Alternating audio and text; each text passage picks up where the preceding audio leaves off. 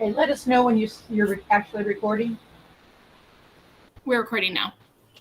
Okay, I am, as vice chair, acting in Benita's place because she had some issues last week, so she may be coming on or may not be. I'll call the meeting to order at 6:04 p.m. And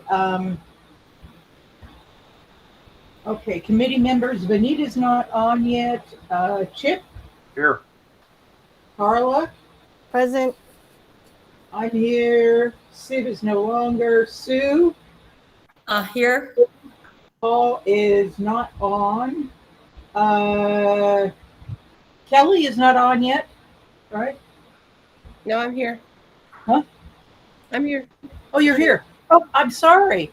Oh, No, what's that's okay. up there? Hi, welcome back. Thank you. Samara? Hi, I'm here. Yeah. Lisa? Yes, I'm here. Laura is here. Nick? I think I saw Nick. Yes, No? I'm here. I'm here. Okay. And we have three others. Brian, are you here? Brian Gephardt, who are the three others? Hello? Hello. Yeah, I'm here as a member of the public. Okay. Bruce One Colby. other person. Bruce Colby's here, Colby, okay. interim associate superintendent of Fremont. Hello. Unified. Welcome. I'm sorry, I did not recognize that. Okay. So the meeting is now called to order with the roll, and I do believe we have a quorum, so we can continue. Do we have approval of the agenda? Were there any objections?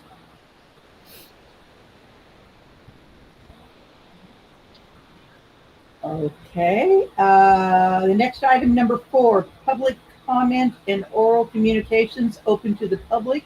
Can we Is go there- right? Can we go back a moment and get Sure. and vote to approve the agenda? Do what? I vote we approve the agenda. Oh, I second. I second. Yeah. Okay. You know, I'm only a backup here, so when I Abby, you're doing great. it's I- hot. That's why. I second the motion to approve the agenda. Thank you. Okay. Okay. Moving to public comment, oral communication. Is there any? You probably should have done the all in favor thing. Oh, yeah. All in favor. So I'm sorry. There's a reason I am not chairman. All in favor, please. Aye. Okay. Does anybody disagree? Okay. Agenda approved. Agenda is approved. Thank you very much. Okay, Carla and Brian, yell at me. Okay, now public comment or oral communications. Do we have any?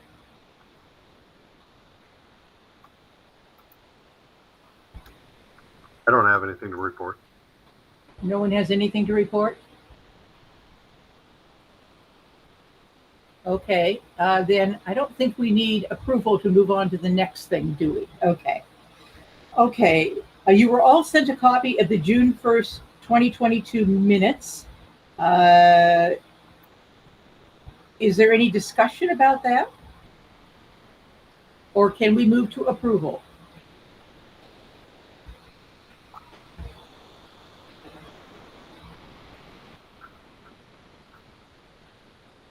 It was some time ago. I think I missed the meeting, so I can't. You can't. You were not at that meeting. Right. This is Carla. I will move to approve the minutes from June 1st, 2022. Do we have a second? Yeah, I'll second. Susan, Is that all in favor? Aye. Aye. Opposed? Okay. Now we move to the tricky bit, election of officers. I believe this is the meeting when we usually elect officers. Vanita seemed to think that. Is that correct, Laura? You think so? Normally we do. Yeah. Okay. Normally it's September meeting. Now, Benita last month indicated to me that she was not planning on running again. I haven't had conversation with her. I don't know. Okay, it was in a message she sent to me. I will tell you also that I age out is the thing I'm going to say, even though it's my terms cannot be extended beyond February because I've already stayed on the committee, I think even longer than the time permitted. So do we have anybody volunteering or nominees for, I would say it is president, vice chair, parliamentarian,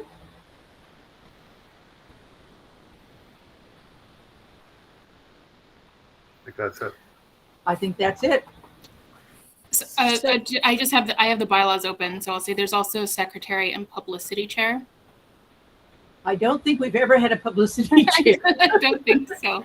And I'm I'll not just sure. put it out there if anyone's Okay, and I'm not sure. The problem is with the limited number of people we have and the problem getting volunteers, it is very, very difficult. And that puts a big burden on you, Laura, and I apologize. And whoever else is taking notes. And by the way, just a quick, who is taking the notes? You are? Thank you. And I'll send you whatever notes I happen to have from this. The secretary position is not required to take the notes. The district will provide someone to take the notes every meeting. Thank you very much. Okay, so in secretary we need, so is anybody willing to stand up for any of these positions? Kathy, this is Carla. If we only have really 4 of us, does it make sense to do the elections today, or can we make a motion to maybe move them to the next meeting? You can certainly make a motion. Are you making a motion? I would like to, I move to table elections until the next meeting when we have more members present. Is anybody willing to second this? Anything All to in favor? defer the pain. I am in favor. Aye. Is anybody not in favor? Then it's tabled for the next. Okay. Personally, that's a sensible thing. Okay. Lower very lastly, on the agenda you have in front of you, note that there is the 2022 through 23 calendar. And an important thing you should all note for that calendar is February 1st is my last meeting, because on March 1st, I will be down in South Georgia Islands below the 50th parallel off Antarctica. So I will miss my last meeting. Sorry about that. So you all have a list of the scheduled meetings, and we'll get out agendas for the next ones, won't we, Laura?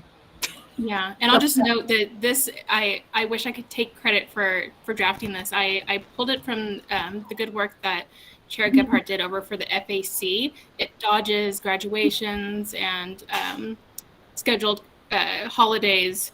So thank you, Brian, for doing that. Okay. Thank you, Brian. You're always invaluable. Okay, old business agenda. And I will do the update on that. If you remember, at the June meeting, Benita formed a subcommittee, and the purpose of the subcommittee was for 3 of us, that was Benita, Carla, and myself, to meet with the superintendent to discuss, how should I put that? The issues that were posed at the April meeting by Miss, what's her Pfeiffer. name? Thank you, Pfeiffer. Thank you. We did have a very good meeting with the superintendent. It was really great of him to meet with us, and I will just give you a very, very brief overview so you know what we talked about. We did tell him we were not interested in becoming ensnared in any personnel issues. That was not our point. When we don't want to bolster any wrongful termination claims if they come about, but we wanted to make sure we were diligent about investigating any possible misuse of Measure E, and that the issues were brought to our attention as a result of Ms. Pfeiffer's presentation at an open board meeting. And by the way, for your information, that she wanted the issue handled at an open board meeting. It was done at her request. Okay, so there's that. And what piqued our interest was her attorney at the meeting stating the CBOC may be interested, quote unquote. So we were told that a disciplinary action had begun in March prior to the April 13th meeting. And an outside firm was hired to investigate, and as a result of that, a disciplinary process and independent review began, and that's what happened. The current activities in regard to the allegations is that CJ informed us that an outside firm had been hired to do a review of Measure E and all practices surrounding the bond, and that the general fund is paying for this. Measure E is not paying for this. We requested a redacted report when completed, if possible. He was going to pass that request on to the Board of Education and the attorney. That was pretty much it in a nutshell. Carla, do you have anything to add? Nope, I think that was a good summary, Kathy. Does anybody have any questions?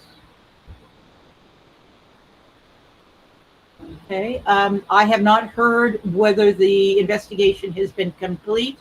Mr. Colby, can you give us an indication? Has it been completed? Yeah, I can give you an update. Thank you. Okay. So in accordance with Education Code Section 124.5, the Alameda County Office of Education received a formal complaint on April 15, 2022 concerning the district's bond program. In the complaint, it would requested that ACOE conduct an AB 139 extraordinary audit of the Fremont Unified School District's bond program to determine if fraud, misappropriation of funds, or other illegal fiscal practices may have occurred.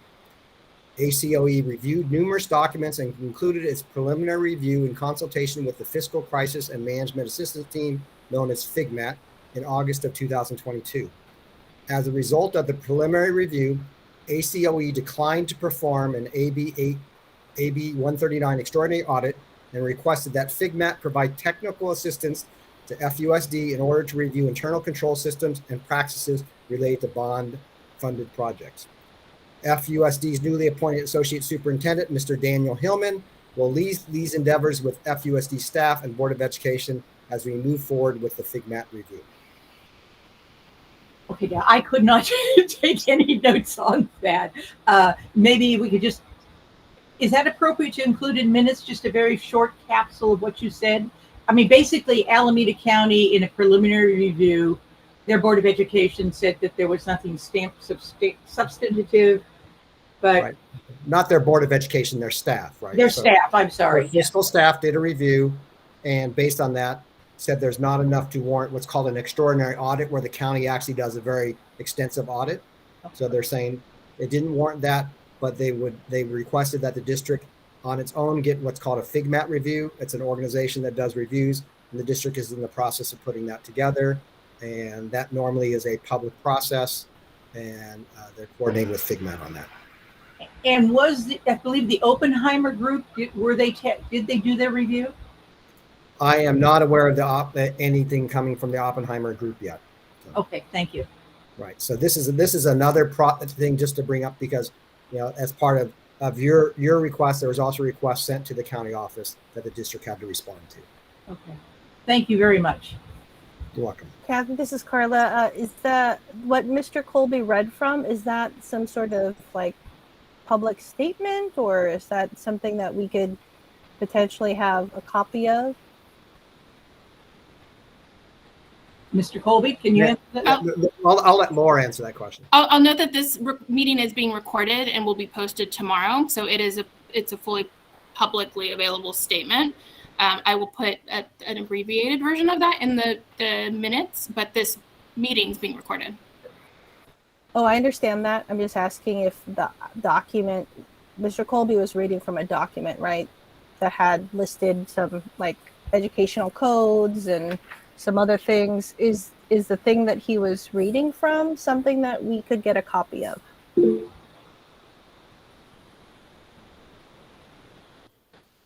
I see no reason why I couldn't put the entirety of the statement in the minutes. Okay. Okay.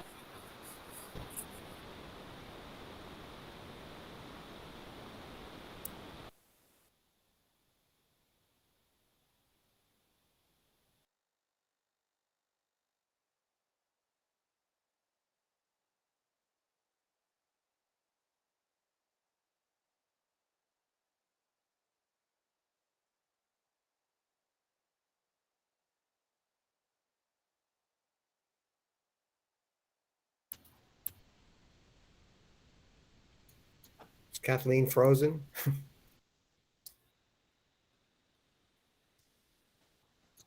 I couldn't Maybe. hear anything. Kathy, are you frozen? Looks like she is, yeah. It looks like it. And Chip also said that he's going to log out and log back in. He was having microphone issues, so we might just pause a moment.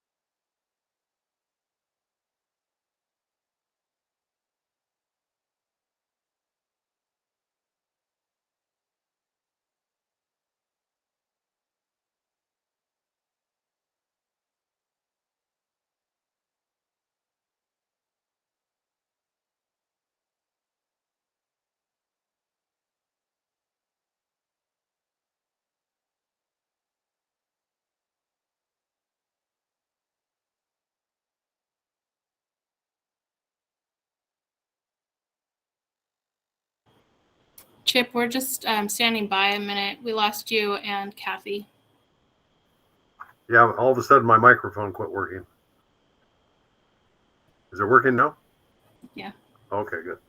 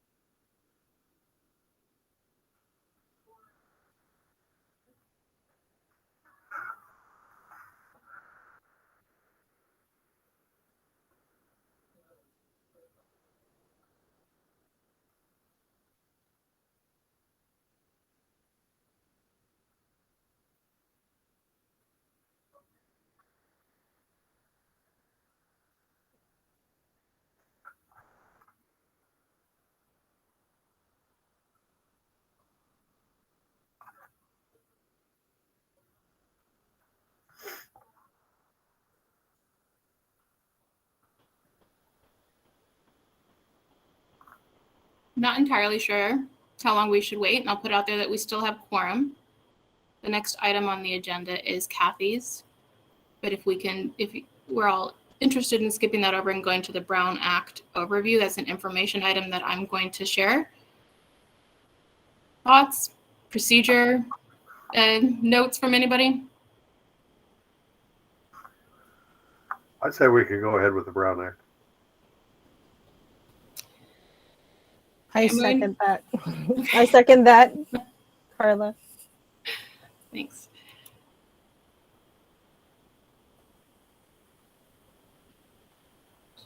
Give me a minute to find it.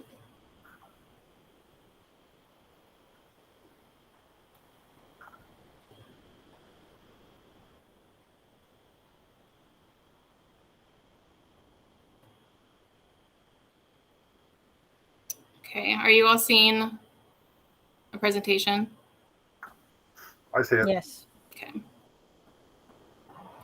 So this is not prepared by me. It was prepared by our, it was adapted from preparation by legal counsel from our executive assistant who supports the board and the superintendent.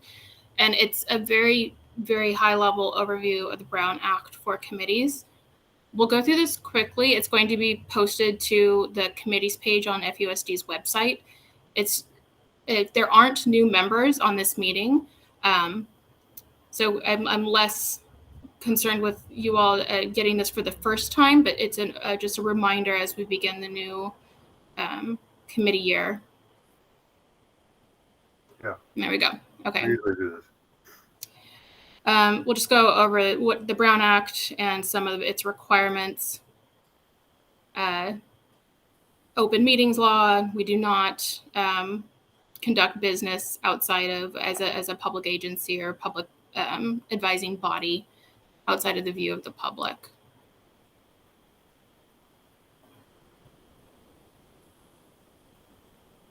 Again, I'll let you read some of this. I'll try not to read it aloud. And it does apply to our committees and our members. And I'll get to that in a moment, why it applies to the CBOC. It's not on this slide. But even before, from the point that you're elected or appointed to a Brown applicable body, you are under, you're supposed to know and follow the requirements of the Brown Act.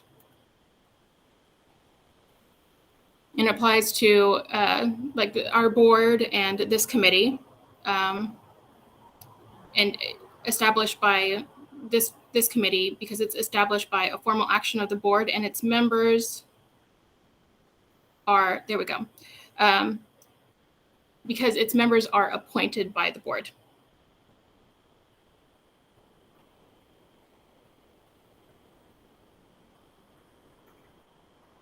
And so this applies to any meeting of a quorum of members of one of these bodies.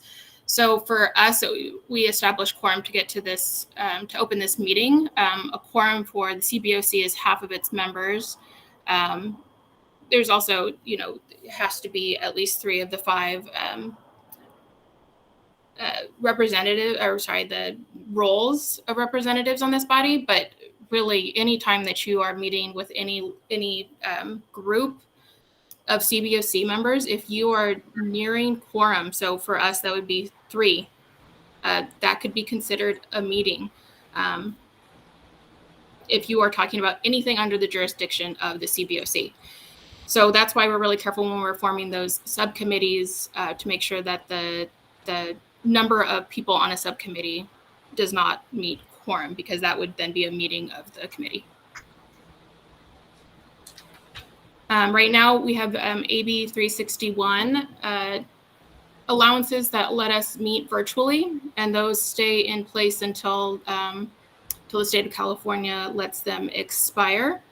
I think right now that's 2024. I'm not positive, but until we hear otherwise, we can continue meeting virtually. Our board, the Board of Education, actually monthly reaffirms that we will continue allowing committees to meet virtually if they choose. This committee could choose to meet in person. Some of them do, and that would just be a decision by this body. When we do meet in person, the meetings must be within our boundaries.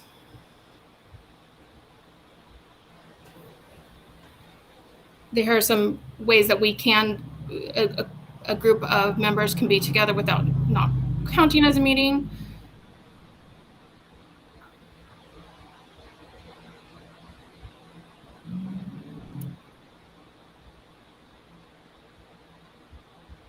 Continued.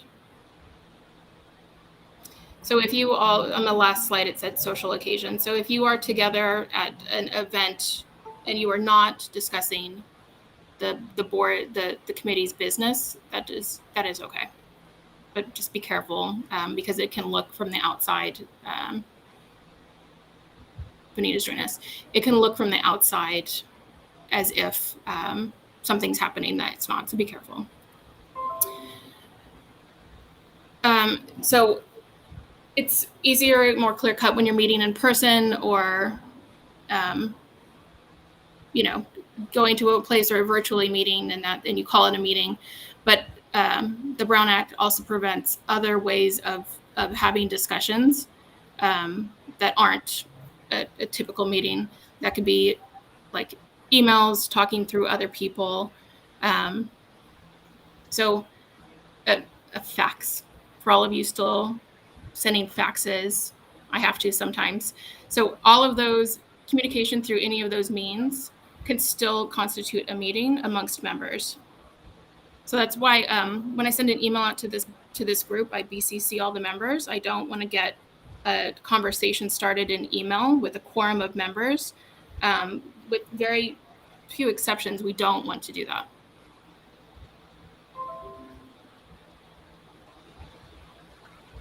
One of the exceptions, if we're providing information about the meeting, procedural information, administrative matters, that's okay to have those conversations. And I know sometimes we have to do that about these meetings.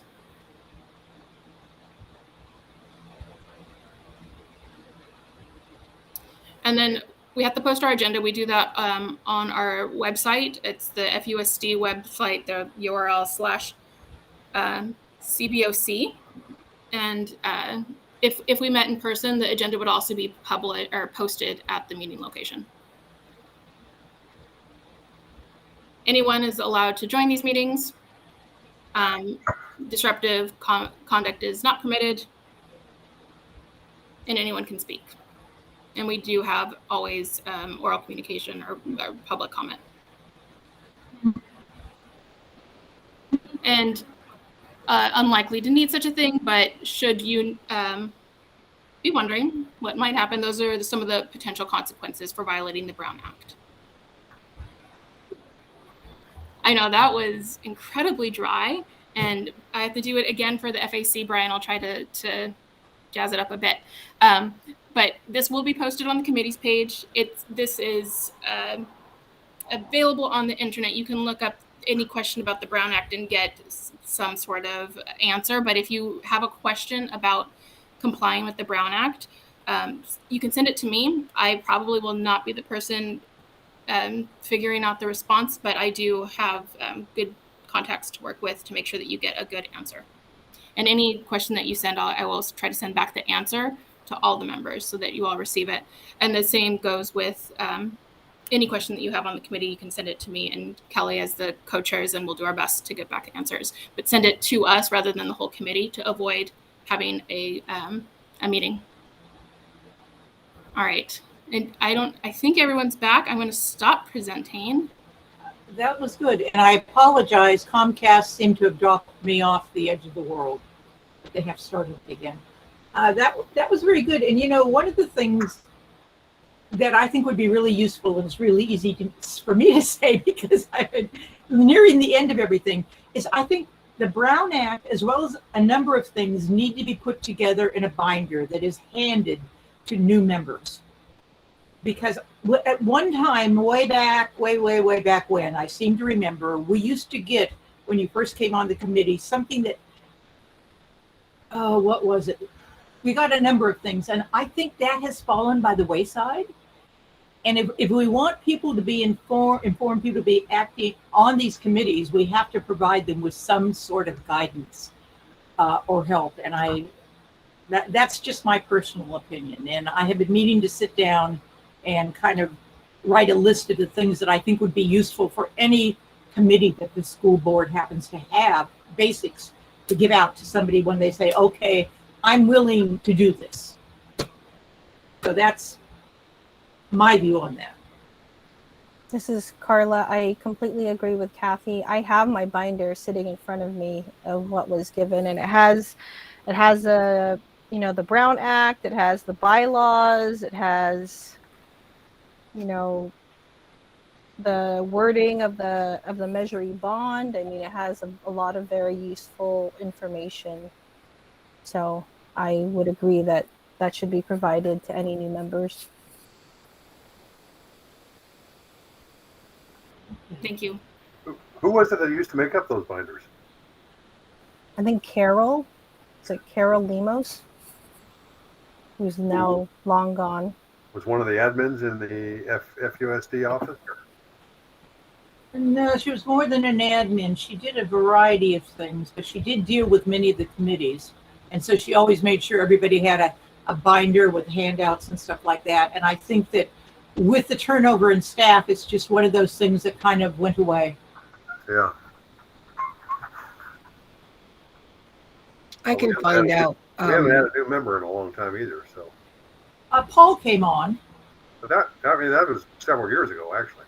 Vanita came on. Anita came on too, yeah. Anyway, you're going to look into that, Kelly? Thank you. But, you know, it probably applies to all committees that the school board has, you know, all citizen committees. There should be something that gives people something to, some basis, some education. Anyway. Any questions about the Brown Act interview for Laura? I don't have exactly a question about Brown Act, but I think we might not have a quorum today, right? Or do we? We do. We have Chip. We have Susan, me, Kathy. Okay, so we have 4 or 5 of us. Okay. The reason why I was bringing up quorum was because I think our biggest issue going forward with Civ gone and our board being the tiny as tiny as it is, we really need new people to join our committee. It's really essential right now. And how many members left right now? Just kind of curious. How many are left? 1, 2, 3, 4, 5, 6. And if we were at max capacity, how many would we be? About 9, I think. I think More, I think more. I think it'd be, isn't it? There's 7. I thought there's 7 on the committee, and then there's 5 alternates. Okay, so it's 12. Yeah. I think it's 12. Yeah, that's what I thought. Okay, well, we can certainly put that on as for new business for next time. Ways to try to, but, and that is towards the end of the agenda, I think. Future topics. Okay, shall we move on to the August Measure E budget report? Samara? It's all yours. Hi, thank you. I will project that onto the screen right now. Samara, we can barely hear you. Can you hear me now? Yeah. It's better.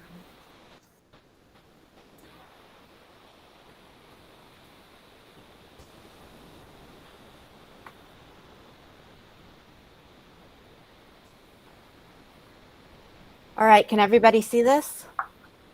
Yes. Great. As usual, this report shows the revenue and fund status of Measure E bond program. As you can see on this graph, 83% of the total budget has been encumbered, which leaves a remaining budget of 17%. Does encumbered mean it actually expended, or does it mean? It means it's been like not promised, but it's been it has not been expended necessarily yet. Committed. It's not committed. It's exactly. been either expended or allocated to future Correct. projects. Correct. All the way through the group threes. Right.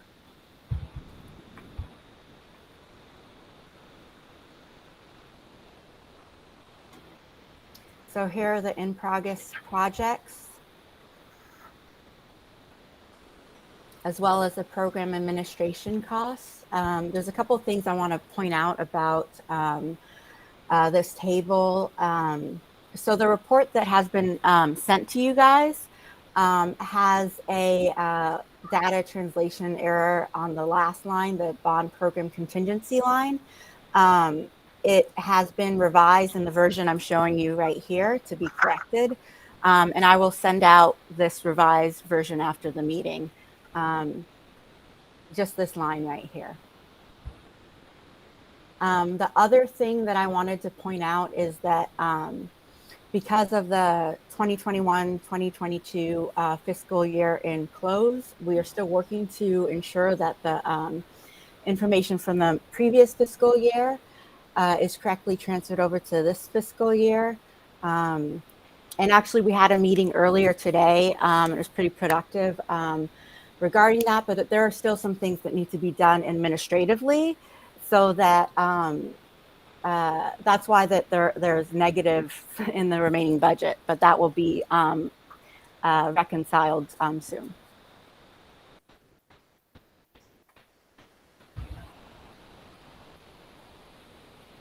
And here, as usual, are the closed projects. So I have a question. So is the encumbered also include spent as of today?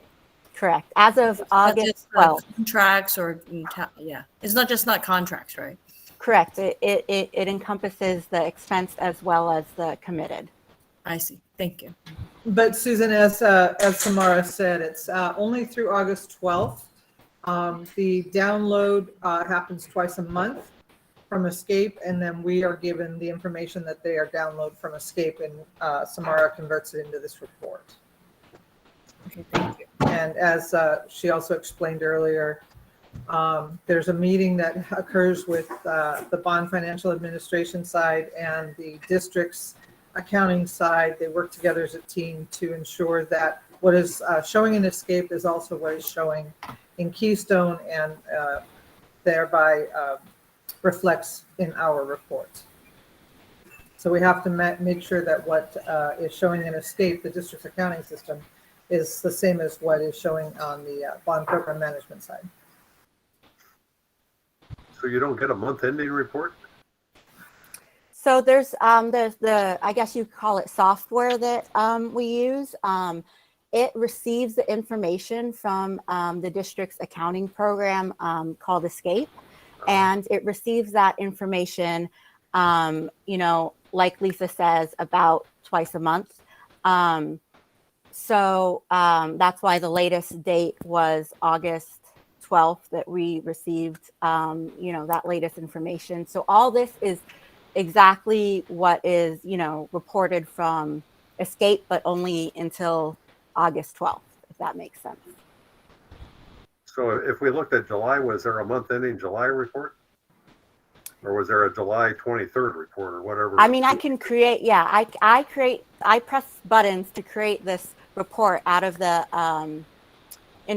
whatever day it is. So like if I created a report in July, obviously the August 12th information wouldn't be there, but it would encapsulate everything, that was available before that point. So I can make a report at any time, yeah. I can even, backtrack and make it a report to just show the information from, January to June or whatever. Or for a fiscal year. It almost sounds like you're not operating to a fiscal calendar anymore. We are.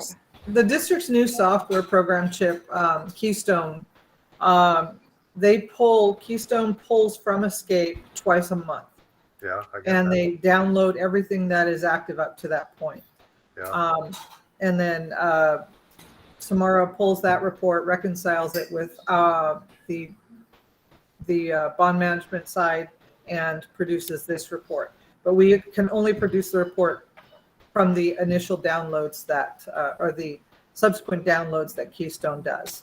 So at some point, as they continue to develop the program, and I think Kelly and I have touched on this a little bit in the past, at some point, once Keystone is fully up and developed and set up the way the district would like it to be, everyone will have their own sign-in. You can sign in to the system at any time and look at real-time numbers. But the system is continuing to, or the district's continuing to develop that software programming and setup. Right. And I think Bruce wants to add to that. Yeah, I just want to note that school districts don't close there's not a close every single month. That's not considered a fiscal calendar period for school districts. So school districts reconcile actuals three times a year. So in October, January, and then the close that's done for the total year. And it's that close end year that Samara was referring to, that accounting, the Escape side and the Keystone side, they are still trying to reconcile and get the most recent or most current updated information. So ergo, you see some of the negatives, but they are working on reconciling those numbers, and we'll be able to produce a final report once all of that is caught back up. But they're still working on year-end close. So when is the end of the fiscal year? What date? Was it July something? The end of the fiscal year is June 30th. June 30th. June 30th. And the close is being done right now. Right. They get to report out the middle of September. Okay. Yeah. All right. All right, Samara. Mark, can you scroll back up just a little bit to show, did we pass future projects? No, we're not there yet. So yeah, I'll scroll down to the future projects right now. Future projects. So these are the projects, Chip, we were referring to earlier, that these are funds that are allocated to these projects as part of the initial implementation plan at the very beginning of when Vanner took over the bond in 2016, 2017. There was an implementation plan put together, presented to the board and approved, and all of the funds are allocated across the board. So these are projects that are in the wings waiting to begin, but the funds are already allocated for those projects. So those are in a holding pattern, those are waiting to begin. So those funds are staying there for those projects. They are allocated to those projects and will at some point begin based on approval by the board. Okay. So that's there's a difference between the encumbered, which is what we've spent or contracted funds for, and the allocated, which are in holding pattern. Right. And these are the not funded projects per the 12-10-19 implementation plan. And then lastly, it was requested that we provide a list of expenditures, a list of transactions for a month of time. So here's a list of expenditures from July 12th through August 12th to give you a snapshot of what is expended during a 30-day period.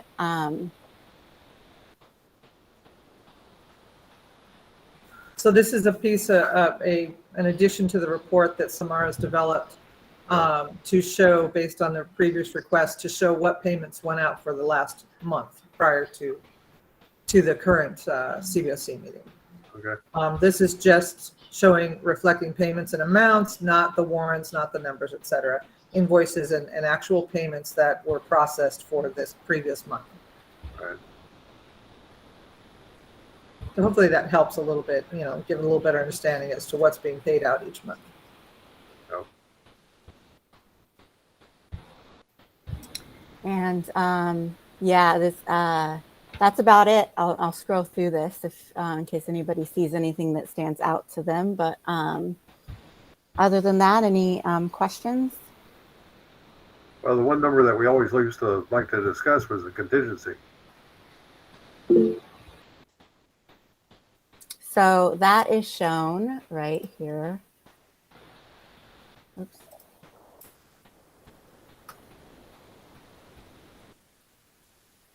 On this line. Oh, okay. What was the number? 1,153,336. So what happened to all the money? Used to be. So that's as part of the previous conversations that we've had, Chip, where back a few months back, it was the the project contingency, the Prop 51 funds, the tax, what am I thinking? The tax or the insurance, not the insurance, interest payments and the Prop 39 payments were removed. We were asked to remove them from the report, and subsequent to that, we have the board approved putting the interest back, and correct me if I'm wrong, Samara, I believe the Prop 39 back. I think, or is that the one outstanding? I think it's just the interest and something else. This is yeah. I'm forgetting. Oh, it should be in your notes right there. Yeah, it's a little small. Oh, yeah. So the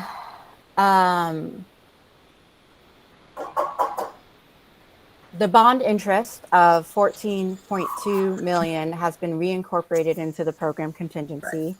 Right. However, the E-rate funding has been removed from the program contingency, and also the OPSC state funding has been removed from the program contingency. And those are being held, I believe, in Fund 40.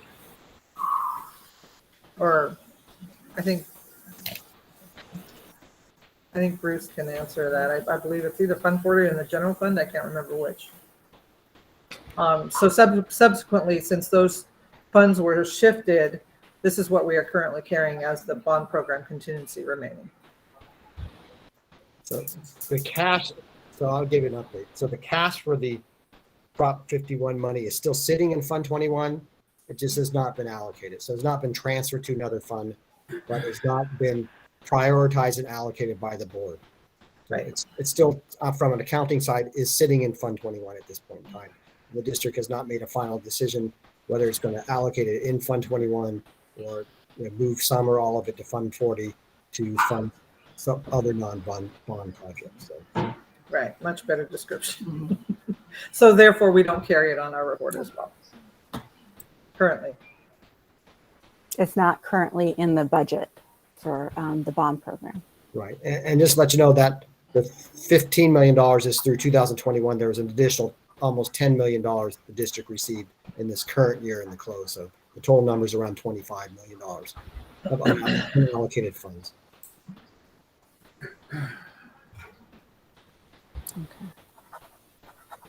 I will make sure that that gets into Keystone and everything then. And then Brian has a question. I was wondering how best to track those funds, the OPSC funds and the E-rate funds, since they used to be even listed as a line item in the report, even though it was noted that they weren't allocated to the bond. But is there another report you can, the public can, and these committees can track those funds with? Well, there's nothing to track because they're not being spent. It's just being held there at this point in time, right? So, but track be able to look up the existence, right? Where Right. can I go to find out, we Right. got 10 million this year and that sort of thing. I think it was in the report before. That's up. They can run a report and show that in the report. So it was a line, but it's just basically it wasn't a line. I think in one of the board meetings as unallocated funds. Okay. I definitely preferred when those were included in this report as unallocated, just because it makes it easier to track. But I appreciate the updates on those funds as well. Thanks. So I'm looking at note 5 on this page, and you mentioned it. The interest, 14 million. The earned interest was added back into. Contingency. So at one point in time, the program contingency early in the year was around 14 million, and now it's only 1 million. So what happened to all that interest money that was in the contingency? I believe in a few of the other board meetings that projects have been coming in because due to the economy and escalation of prices, things have gone up. And so the board has spent some of that contingency recently since your last CBOC meeting. Okay. And it's hard to kind of show it in this, as its own thing because it's like a project. The contingency is used on a project per project basis. Right. So, but yeah.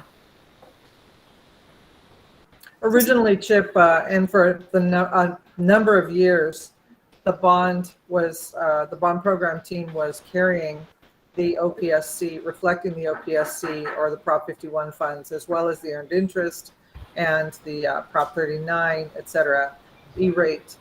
And then the decision was made to remove those or separate those from the allocated and current bond funds, the way we were tracking it, because the board has never actually given a formal approval to apply those funds or allocate those funds to the bond program. Right. So those are being held, as Bruce said, in Fund 21, but separate from this report. So when we removed the 15 million, that was Prop 51 back, I believe it was March of this year. The 15 million was removed. We went into a negative, and you'll probably remember that in our report. And now subsequently, we did gain approval from the board to return the earned interest of 13 point something million. And so that has now brought us up to this 1.1 million. And so the Prop 51 funds are being held separately in Fund 21 and no longer reflected on this until or we get a board approval to do so. Does that make sense? Yep. I'm just looking at 1.1 million, thinking, wow, we got a long way to go in building, in hammer, in nails and wood, and HVAC units and materials. Yeah. I think Susan has her hand raised. Yeah, so I have a question. I think maybe slide 10, there's a slide showing we have 664 million budget, and then we have encumbered about 550 million with 115 left. And then I think the next slide you mentioned, there are quite a few that has not been initiated yet. I just want to see if that remaining 115 million is going to cover those that are not going to be initiated at this time. That has not been initiated this time. Sorry, I misunderstood. You said that on Yeah, there's on one what page? slide 10 or 9, maybe 7. Let's see. The future projects. Future project? Yeah, Yes. right before the future projects, there was one slide showing 664 million, Oh, and with Here's the full Here's outlay. when I asked about the encumbrance. Maybe slide 10 or 9, something like that. 7? Yeah, let's see. There you go. Yes, this one you mentioned the budget is 664, right? And we have spent 559 with 115 left. And then immediately the next slide you mentioned there are about quite a few projects that has not been initiated yet. So I wonder if the 115, would cover the remaining that has not been initiated yet. So this slide, showing the remaining, right? And then the slide 8, I think you mentioned these are the ones that are not started yet. So this whole bunch here. right. These aren't part of the budget. These aren't. I'm not part of budget. These ones, yeah. Those are projects that were identified as part of the master plan and subsequently the implementation plan. But the bond, as part of the process of allocating funds, the board chose which projects to go ahead and allocate funds to and which we would put on hold. And so the non-funded projects, these are the last set of projects that were identified as having need as part of the master plan, but the funds would not, didn't go far enough to include all of the projects that were identified as needs. So these would be the next in line for the to be allocated as part of the next bond. Oh, the next bond. Right. So these are non-funded projects. These are just, as I said, these were identified as projects that had need. The needs were assessed and estimated. You see the amounts here. The estimated value of each project and the scope that was identified and approved by the board, but subsequently these will be on hold because the funds just can only go so far, right? So, and actually, it would be helpful if we can get a total dollar amount, right? Because I guess at the beginning when we said the 664, we assumed all these would be included as well.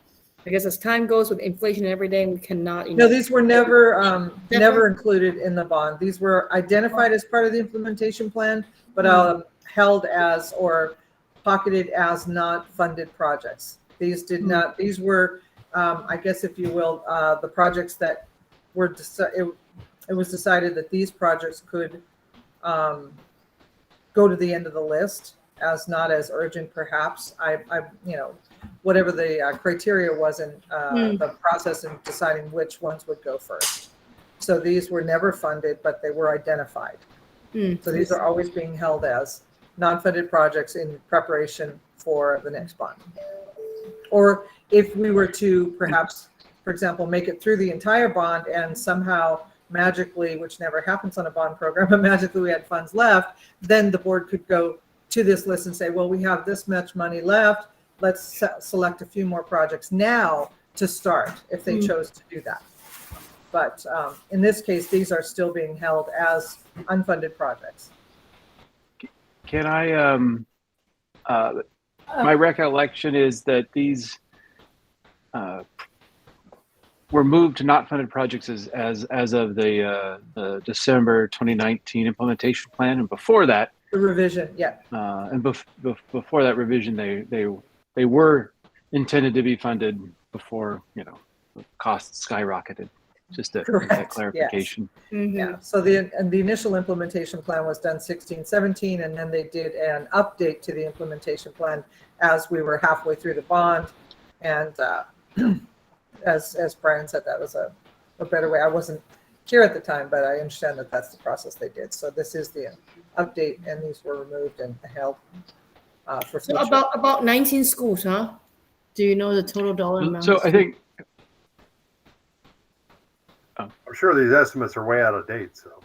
Yeah. These would have been 2019. Not too, yeah. I think more to the heart of your question, Susan, was about groups 1, 2, and 3.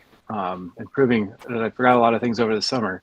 I've lost track of which which groups have moved forward and which groups haven't, because to Chip's earlier point about a $1 million contingency, I think, As part of where's the that flexibility there? I'm sorry. As part of that, to answer that question, as part of the 2019 update, implementation plan update, the board did approve to move group ones forward, which included the group one elementary schools as well as Kennedy High School. Kennedy has just went out to bid. We have bids in hand. The group ones are still in design. So the group 2 and 3 are, next up, if you will, on the plate. They are currently scheduled as part of the overall master schedule for the program. They are currently scheduled to begin 23 and 24. I can't think of the word. 23 and 24.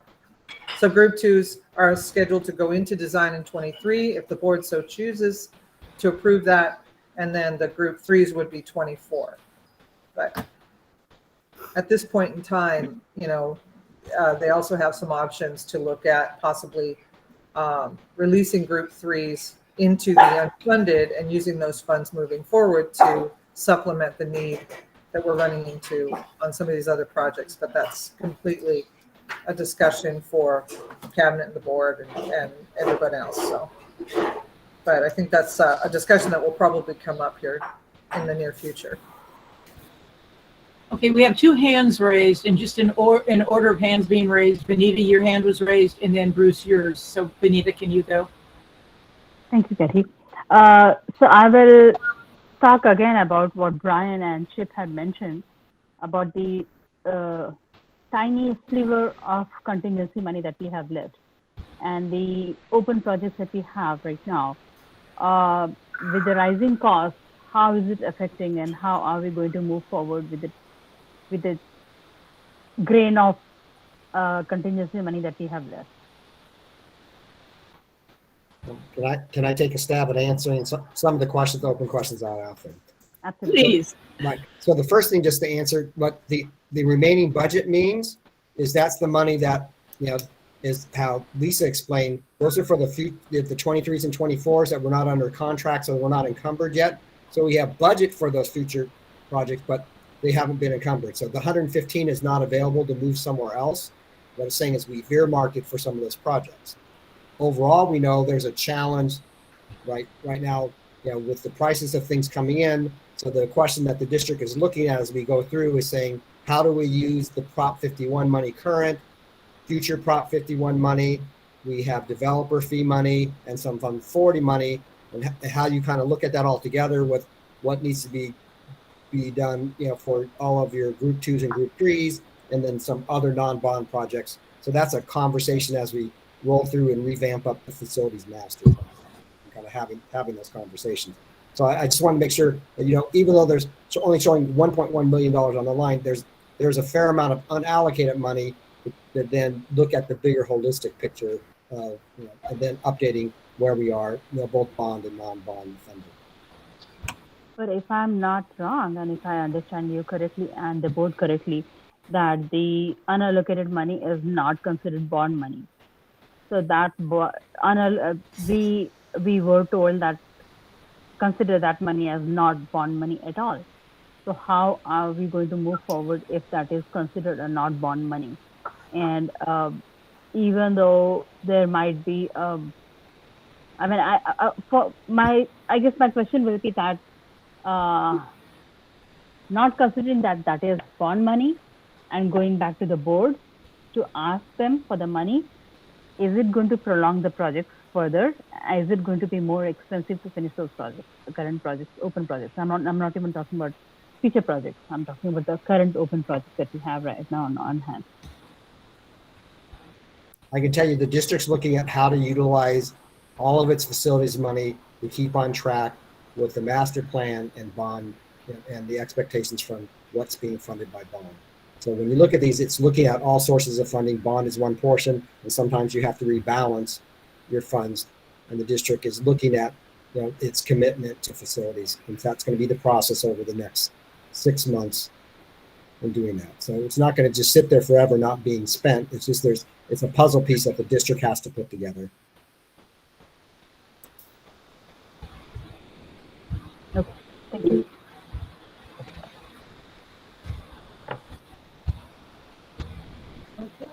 I think Brian has a question. Right. I was just going to follow up, and I believe the long-range facilities planning process is that process. But from my perspective, I recognize that the district's evaluating everything, so they wouldn't put it as, this isn't a possibility. But from looking at it from a CBOC perspective, there's the 1 million contingency, but then there's this 35 million in projects that haven't started. So if any bond projects require more funds that are currently in progress, Group 1, for example, one of the board's options would be to tap into that 35 million, which would mean some of these projects would move to the not funded state. And that's kind of what Lisa noted. But so there, within the funds of the bond itself, there's $1 to $37 million of flexibility, and then you have the flexibility of the other funding sources like developer fees, Right. OPSC fees, the other things we talked about. So I think that's kind of how I think about it is in those groupings. Recognizing the district and board may choose a different strategy for funding, but based on what we know right now, if we needed $10 million tomorrow to finish one of the projects in progress, this group 2 and 3, and that was always the intent by creating these groups. Correct. Was to manage that. Group 2 or 3 is where we go to look for that. Yeah, I agree. Perhaps first. I would also That's point out, very everybody knows money is finite. Money supply is finite. We work with what there is. Right. And I would just add that, Brian, your summary is absolutely correct. When we worked on the implementation plan initially, the group, we'll say the elementaries, the group 1, 2, and 3 were split out specifically with that in mind to give the district a little bit of flexibility as we get toward the end of the bond, in terms of being able to divide or decide which groups you might want to implement and other groups that you may not. So they were split up into 3 groups specifically for that purpose. With that in mind, I should say.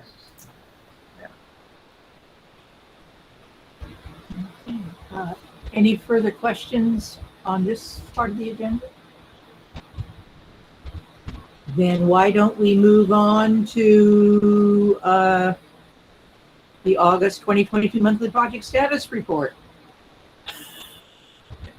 I think that's you, Lisa.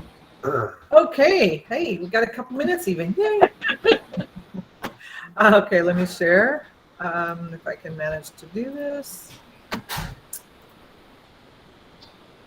And I don't know why when I create this PowerPoint presentation, it looks beautiful on the screen, and when I try and print it to send it out to you guys, it prints really funky. But anyway, so here we have, can you see, is it showing? Yes? Yep. Perfect, okay. Citizens Bond Over Measure Program, September 7th, Bond Progress Update. We start, as always, with the design projects, and as I alluded to earlier, Kennedy High School, we did put Kennedy out to bid.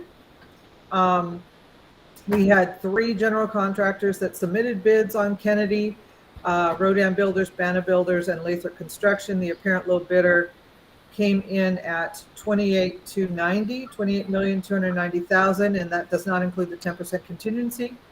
And so we have forwarded that information and have preliminary discussion with the district, and the district is reviewing these bids and to determine next steps and decide how we want to go ahead and fund this, or propose to the board how to fund it. Or the 3 options we have, given that Kennedy came in almost $5 million over budget, there would be a couple of options we could propose to the board to move forward with the project and identify what funding source might apply.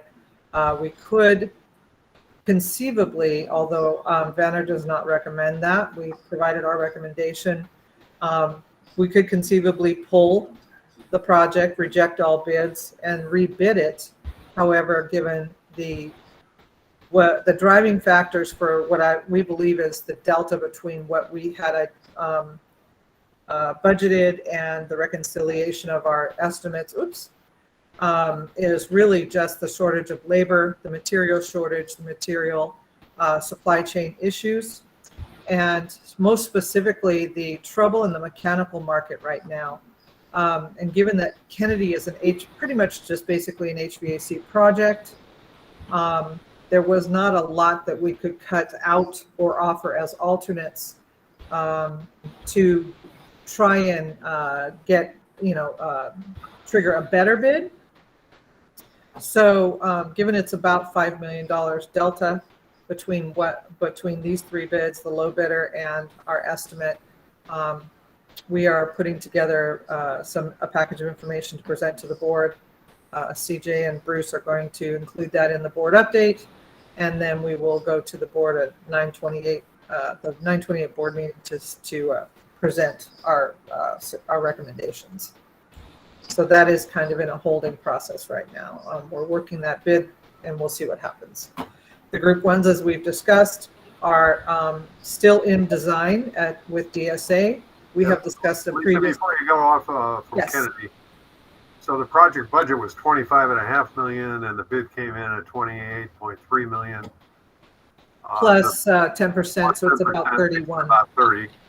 Yeah, 31. 31, right.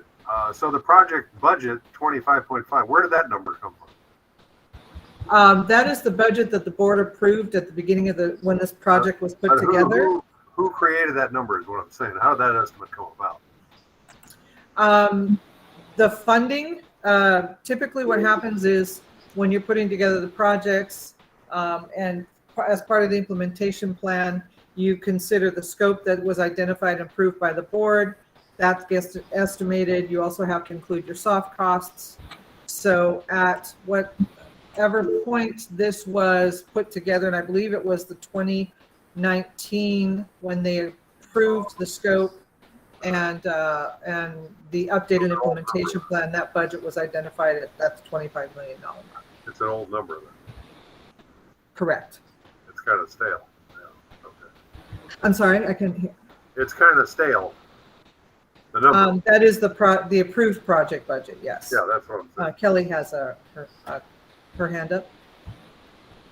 No, you answered his question at the end of your statement. So in I believe it was March of 2020, we actually asked for an increase to the budget for Kennedy because it was only 19 million at that time, and we asked for it to be raised to the 25 based on the added scope that the community and the site had requested.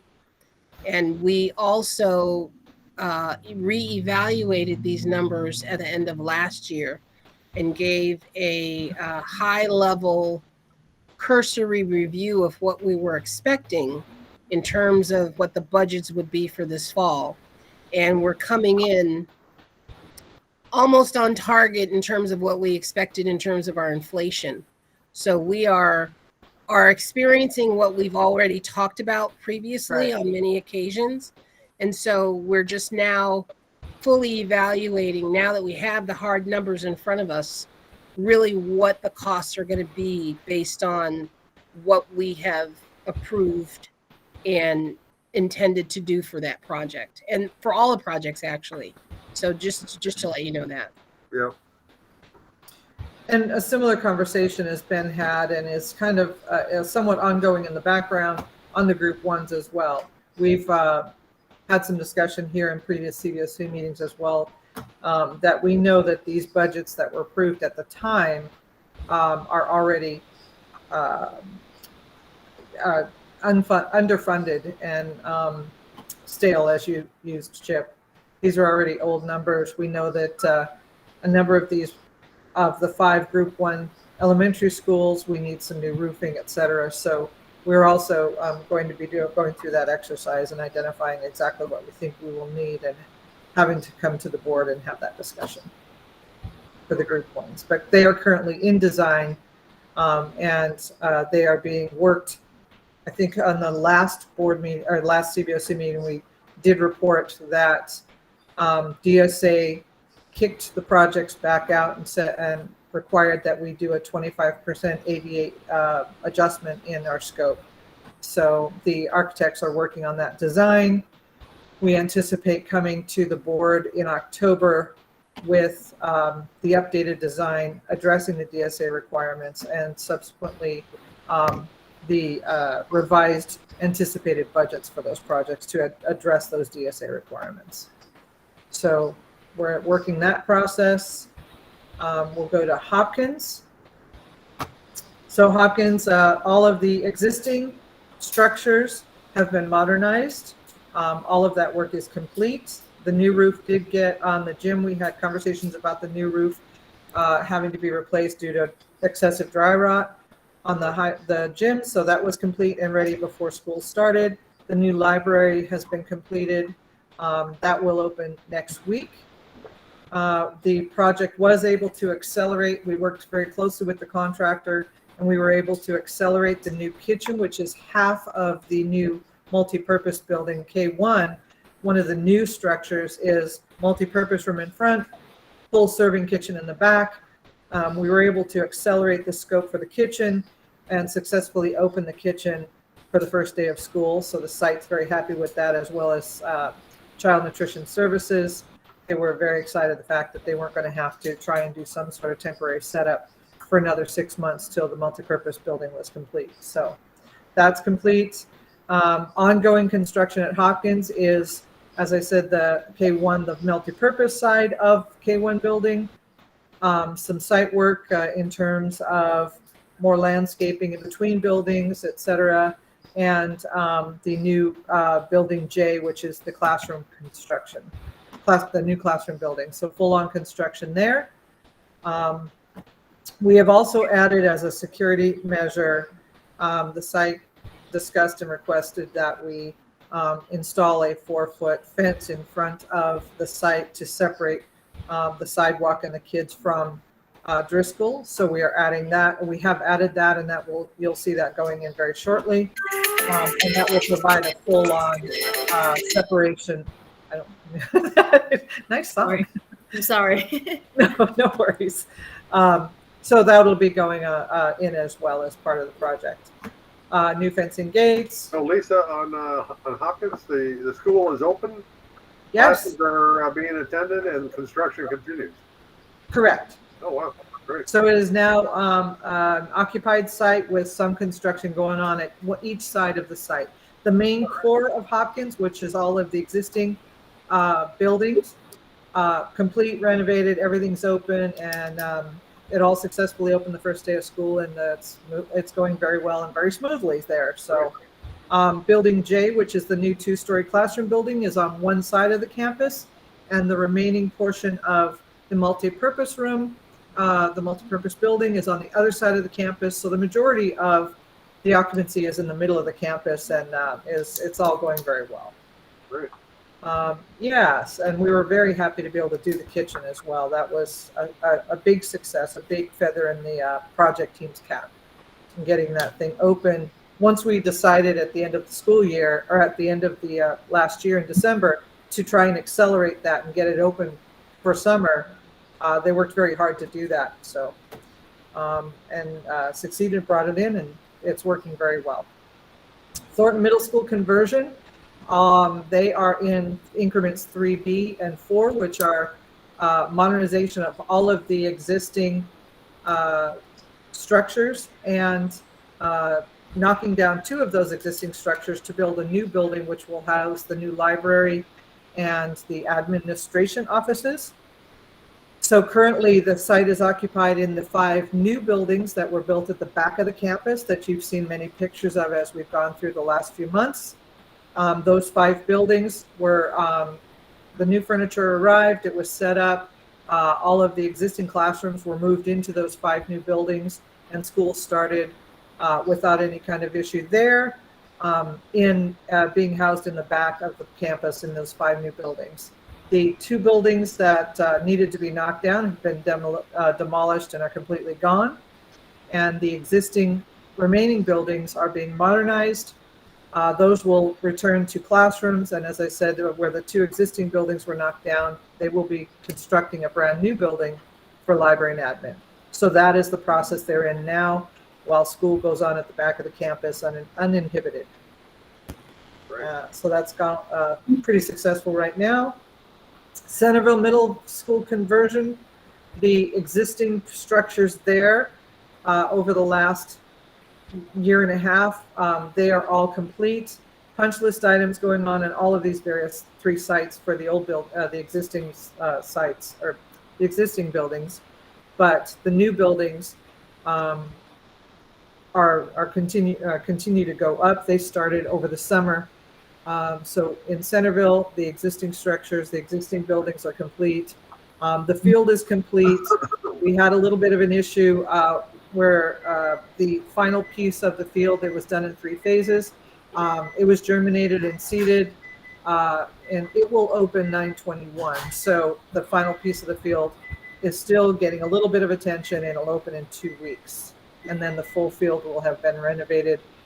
Phase 3 of that, which was supposed to happen next summer, they were actually able to accelerate and get that done this summer as well. So some extra work that was done this summer in favor of benefiting the site and giving them more space. And then the Building H, which is the new 2-story classroom building for Centerville, is well on its way. It's up, exterior is complete, and they're building on the interior. And so all 3 of the conversion projects are going very well right at this time. Everything in terms of occupied spaces and the existing structures is done. So now all 3 projects really are just focusing on the new buildings that remain. And so we'll show you some pictures. Thornton, come on. Whoop, there you are. Where'd you go? I'm sorry. Quick finger. Come on, stop. Okay. So phase 3 being modernization of the existing structures. This is the demolition, as you see on the top left and the bottom right. Those were Lisa, 2 old classroom buildings, and they're Lisa, gone. sorry, this is Carla Cox. Is it possible? I'm fine just looking at the pictures on my own. Is it okay if we just end the presentation and move on to new business? Because I really want to talk about what we're going to do to get more members to this committee. Sure. Thank you so much, Lisa. Carla, I have one follow-up question, and then I have to leave. So I'll just can I ask that question first? Mm-hmm. I did put it in the chat, but I don't know whether you got an opportunity or not. Is there a possibility for us to do a site tour? I'm sorry, Vanita, I can barely hear you. She's asking about a site tour. That would have to be approved by, I believe, CJ and the district. And I have asked, and I'm still awaiting a response from his office on that. So once we receive go ahead, I will definitely go ahead and schedule that for you guys. Thank you. Thank you. Okay. Any other questions? Okay, I'll stop sharing. Okay, then future topics. So Kathy, this is Carla Cox. Did we receive any applications for anybody, new members requesting to be put on the board or put on this CBOC? I don't know if that's a question for Kelly. Actually, I've been gone the entire summer on leave, so I have not had an opportunity to review if there has been. Lisa, Laura, are you aware of anyone that's applied or emailed to the emails that we have for the CBOC?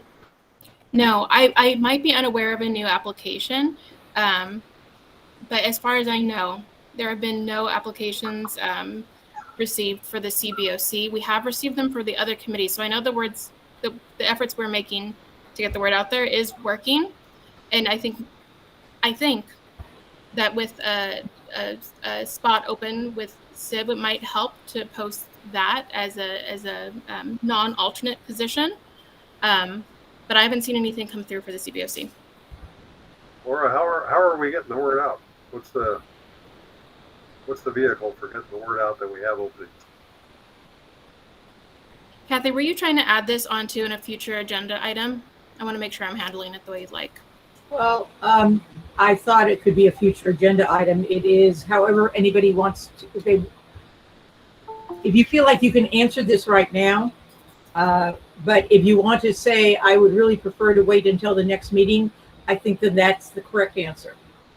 Well, it's a simple answer. We're continuing to push on our newsletters, and with new parents, we actually did get a big bump in our applications. Facebook might help too. You've got there's a Facebook site for the school district, and I noticed that the school district has been posting a lot on Facebook recently with all the meetings with the parents and stuff like that. That might be useful. It may reach people. But we're going to have to do something. So maybe if everybody, I would suggest that we all put on our thinking hats and we have a meeting in October. And before that meeting in October, I had one guy at a party on Saturday night, and I think he might be kind of interested, and he's a retired banker. So I'm going to push him. So if everybody can maybe think of one person, maybe we won't get anybody, but rather, my view is rather than just moaning about it, and I moan a lot, why don't we all try individually to at least think of one person we know and push them? My person. And then we can put it on next month's agenda, along with the election of officers. Good idea. Carla, are you okay with that, or who raised? Yes, Carla raised it. I remember vividly that I answered it like an ad that was put in my child's elementary school newsletter. Like, that's how I heard about this, and I don't know why we can't just ask every school site to put that in their newsletter, because honestly, if it comes from the district, 9 times out of 10, it's not going to be read by parents. If it comes from your school, if it comes from your kid's actual school, then you'll read it. So I don't know why this is something that I've asked this before, and I don't know why this is something of a challenge that we just can't ask school sites to put a request for people who are interested in this committee to apply. Yep. So Carla, we actually did that in the springtime, and we'll look into it and possibly do it again. But what do you mean you did that? You asked school sites? We actually did send a message out to the school principals and asked them to include this information in their newsletters. And there were only a few that actually responded to us, but we'll ask again and see what the response is as well. Because there's also been leadership changes at various sites too. How about when they ask for a facilities request, you ask them if they've put in that request into their newsletter as a response? That sounds like a good strategy to me. Or have CJ just tell them. There used to be, is there still something called Peach? Is there still something called Peachtree? Or Peach Jar. It's like Peach flyers. Jar, whatever it is. Yeah. But again, I think 9 times out of 10, parents ignore it unless it's coming from the actual school. Yeah. Well, we'll put it on the agenda certainly for next month too.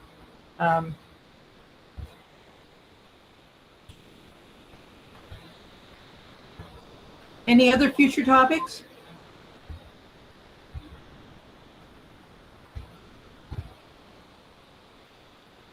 No one?